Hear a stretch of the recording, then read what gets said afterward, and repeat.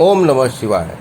शिव पुराण रुद्र संहिता खंड 3 अध्याय 49 से 51। शिव के विवाह का उपसंहार कर उनके द्वारा दक्षिणा वितरण, वर वधू का कोहबर और वास भवन में जाना, वहाँ स्त्रियों का उनसे लोकाचार का पालन कराना, रीति की प्रार्थना से शिव द्वारा काम को जीवन दान एवं वर प्रदान, वर वधू का एक दूसरे को मिष्टान भोजन।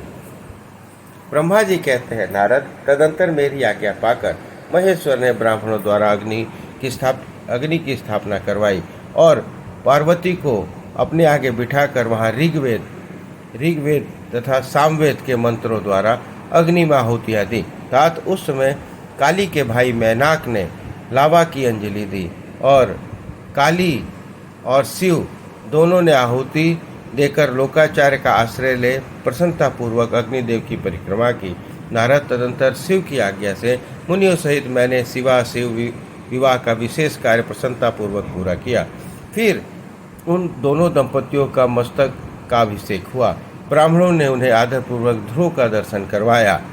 तत्पश्चात हृदय लंबन का कार्य हुआ। फिर बड़े उत्साह के साथ स्वास्थ्य वाचन किया गया। इसके पश्चात ब्राह्मणों की आज्ञा से शिव ने शिवा के सिर में सिंदूर दान किया। उस समय गिरिराज नंदिनी उमा की शोभा अद्भुत और अवर्णनीय हो गई। फिर ब्राह्मणों के आदेश से वे शिव दंपत्ति एक आसन पर विराजमान हो भक्तों के चित्त को आनंद देने वाली उत्तम शोभा पाने लगे। मुने, तदंतर अद्भुत लीला करने वाले उन 9 दंपत्ति ने मेरी आज्ञा पाकर अपने स्थान पर संस्तरव प्राशन किया। इस प्रकार विधि पूर्वक उस वैवाहिक यज्ञ के पूर्ण हो जाने पर भगवान शिव ने मुझ लोक सृष्टा ब्रह्मा को पूर्ण पात्र दान किया। फिर शंभु ने आचार्य को गोदान किया। मंगलदायक जो बड़े बड़े दान बताए गए हैं वे भी सहर्ष संपन्न किए। तत्पश्चात उन्होंने बहुत से ब्राह्मणों को पृथक पृथक 100 स्वर्ण मुद्राएं दी, करोड़ों रत्न दान किए और अनेक प्रकार के द्रव्य बांटे। उस समय सब देवता तथा एक दूसरे चराचर जीव मन ही मन प्रसन्न हुए और जोर जोर से जयकार की ध्वनि होने लगी। सब और मांगलिक शब्द और गीत होने लगे। वाद्यों की मनोहर ध्वनि सबके आनंद को बढ़ाने लगी। इसके समय श्री विष्णु, मैं, देवता, ऋषि और अन्य लोग गिरिराज से आज्ञा ले बड़ी प्रसन्नता के साथ शीघ्र ही अपने अपने डेरे में चले गए। उस समय हिमालय नगर की स्त्रियां आनंद मग्न हो शिव और पार्वती को लेकर कोहबर में गईं। वहां उन सब ने आनंद पूर्वक वर वधू के लोकाचार्य का संपादन किया। उस समय सब और परमदायक महान उत्साह छा रहा था। तदंतर वे स्त्रियां उन लोक कल्याणकारी दंपतियों को साथ ले परम दिव्य वास भवन कौतुकागार में गईं और वहां भी प्रसन्नतापूर्वक लोकाचार का संपादन किया। इसके बाद गिरिराज के नगर की स्त्रियों के समीप आकर मंगल कृत्य करके उन 9 दंपतियों के गृह में पहुंचाया और जय ध्वनि करती हुई उनके गठबंधन की गांठ खोलने आदि के कार्य संपन्न किया। उस समय उन नतुन दंपतियों को देखने के लिए 16 दिव्य नारियां बड़े आदर के साथ शीघ्रतापूर्वक वहां आईं। उनके नाम इस प्रकार हैं: सावित्री, लक्ष्मी, सरस्वती, गंगा, अदिति, सची, लोपामुद्रा, अरुंधति, अहिल्या, तुलसी, स्वाहा, रोहिणी, पृथ्वी, शतरूपा, संज्ञा और रति। ये देवांगनाएं और तथा मनोहारिणी देवकन्या, नागकन्या और मुनिकन्या भी वहां आ पहुंची। वहां जितनी स्त्रियां उपस्थित थी उन सब की गणना करने में कौन समर्थ है। उनके लिए हुए रत्नमय सिंहासन पर भगवान शिव प्रसन्नतापूर्वक बैठे। उस समय उन्होंने शिव के नाना प्रकार की विनोदपूर्ण बातें कहीं। तदंतर प्रसन्नचित्त हुए महेश्वर ने अपनी पत्नी के साथ मिष्टान भोजन और आचमन करके कपूर डाला हुआ खान पान खाया। इसी अवसर पर अनुकूल समय जान प्रसन्न हुई रति ने दीन वत्सलता भगवान शंकर से कहा, भगवान, पार्वती का पाणी ग्रहण करके आपने अत्यंत दुर्लभ सौभाग्य प्राप्त किया है। बताइए, मेरे प्राणनाथ को जो सर्वथा सर्वार्थ रहित थे उन्हें क्यों भस्म कर डाला। अब यहाँ मेरे पति को जीवित कीजिए और अपने अंतःकरण में काम संबंधी व्यापार को जगाइए। आपको और मुझको जो समान रूप से वियोग जनित संताप प्राप्त हुआ है उसे दूर कीजिए। महेश्वर, आपके इस विवाह उत्सव में सब लोग बड़ी खुश हुए हैं, सुखी हुए हैं। केवल मैं ही अपने पति के बिना दुख में डूबी हुई हूँ। देव शंकर प्रसन्न होइए और मुझे सनाथ कीजिए। दीन बंधु परम प्रभु, अपनी कही हुई बात को सत्य कीजिए। चराचर प्राणियों सहित अनेक लोकों में, तीनों लोकों में आपके सिवा दूसरा कौन है जो मेरे दुख का नाश करने में समर्थ हो। ऐसा जानकर आप मुझ पर दया कीजिए। दीनों पर दया करने वाले नाथ, सबको आनंद प्रदान करने वाले, अपने इस विवाहोत्सव में मुझे बड़ी उत्सव प्रसन्न बनाइए।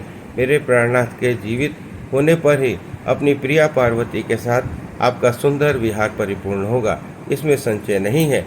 सर्वेश्वर, आप सब कुछ करने में समर्थ हैं, क्योंकि आप ही परमेश्वर हैं। जहाँ अधिक कहने से क्या लाभ। सर्वेश्वर, आप शीघ्र मेरे पति को जीवित कीजिए। ऐसा कहकर रति ने गांठ में बंधा हुआ कामदेव के शरीर का भस्म शंभु को दे दिया और उनके सामने हा नाथ करके रोने लगी। रति का रोदन सुनकर सरस्वती आदि सभी देवियां रोने लगी और अत्यंत दीनवाणी से बोली, प्रभु, आपका नाम भक्त वत्सल है, आप दीन बंधु और दया के सागर हैं। अतः काम को जीवन दान दीजिए और रति को उत्साहित कीजिए। आपको नमस्कार है। ब्रह्मा जी कहते हैं, नारद, उन सब की यह बात सुनकर महेश्वर प्रसन्न हो गए। उन करुणा सागर प्रभु ने तत्काल ही रति की भगवान शूलपाणी की कृपा अमृतमयी दृष्टि पढ़ते ही पहले जैसे रूप, वेश और चिन्ह से युक्त अद्भुत मूर्ति धारी सुंदर कामदेव उस भस्म से प्रकट हो गया। अपने पति को वैसा ही रूप, आकृति और मंद मुस्कान और धनुष बाण से युक्त देख रति ने महेश्वर को प्रणाम किया। वह कृतार्थ हो गई। उसने प्राणनाथ के प्राप्ति कराने वाले भगवान शंकर को अपने जीवित पति के साथ हाथ जोड़कर बारंबार स्तुति किया। पत्नी सहित काम की हुई स्तुति को सुनकर हृदय भगवान शंकर अत्यंत प्रसन्न हुए और इस प्रकार बोले। शंकर ने कहा, मनोभाव, पत्नी सहित तुमने जो स्तुति की है उससे मैं बहुत प्रसन्न हूँ। स्वयं प्रकट होने वाले काम, तुम वर मांगो, मैं तुम्हें मनवांछित वस्तु दूंगा। शंभु यह वचन सुनकर कामदेव महान आनंद में निमग्न हो गया और हाथ जोड़ मस्तक झुकाकर गदवाणी से बोला। कामदेव ने कहा, देव महादेव, करुणा सागर प्रभु, यदि आप मुझ पर प्रसन्न हैं तो मेरे लिए आनंददायक होइए। प्रभु, पूर्व काल में मैंने जो अपराध किया था उसे क्षमा कीजिए। स्वजनों के प्रति परम प्रेम, अपने चरणों की भक्ति दीजिए। कामदेव यह कथन सुनकर परमेश्वर शिव प्रसन्न हो बोले, बहुत अच्छा। इसके बाद उन करुणानिधि ने हंसकर कहा, महामते कामदेव, मैं तुम पर प्रसन्न हूँ।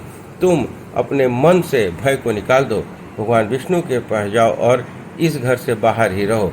तदंतर काम शिव जी को प्रणाम करके बाहर आ गए। विष्णु आदि देवताओं ने उसे आशीर्वाद दिया। इसके बाद भगवान शंकर ने उस वास भवन में पार्वती को बाएं बिठाकर मिष्ठान भोजन कराया और पार्वती ने भी प्रसन्नतापूर्वक उनका मुंह मीठा किया। तदंतर वहाँ लोकाचार पालन करते हुए आवश्यक कृत्य करके मेना और हिमवान की आज्ञा ले भगवान शिव जन्माशय में चले गए।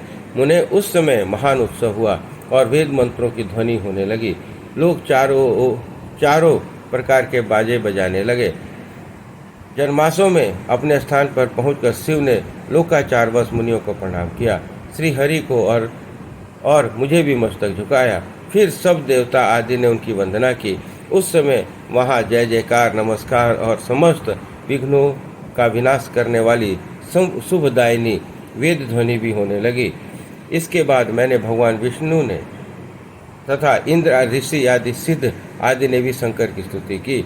गिरजा नायक महेश्वरी की स्तुति करके वे विष्णु आदि देवता प्रसन्नता पूर्वक उनकी यथोचित सेवा में लग गए। तत्पश्चात लीला पूर्वक शरीर धारण करने वाले महेश्वर शंभु ने उन सबको सम्मान दिया। फिर उन परमेश्वर की आज्ञा पाकर वे विष्णु आदि देवता अत्यंत प्रसन्न हो अपने अपने विश्राम स्थल को चले गए। इस प्रकार शिव पुराण रुद्र संहिता खंड 3 अध्याय 49 से 51 समाप्त हुआ। बोलिए हर हर महादेव।